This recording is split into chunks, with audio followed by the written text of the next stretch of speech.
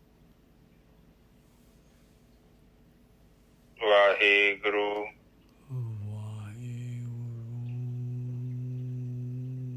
Waheguru Waheguru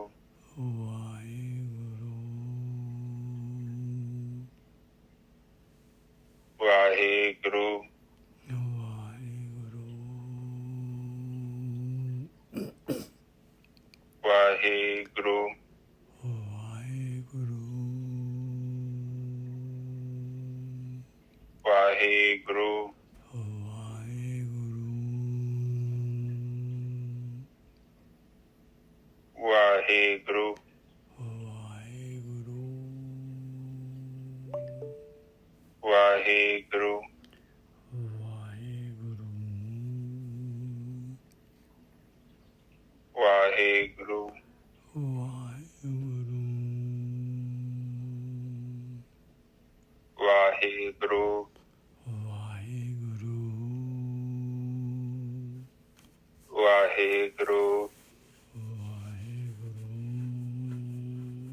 Waheguru Waheguru Waheguru Waheguru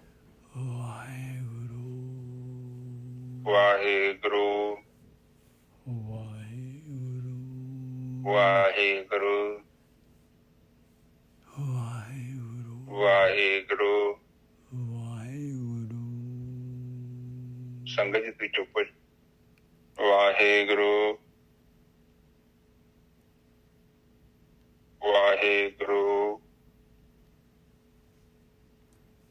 Waheguru Waheguru Waheguru Waheguru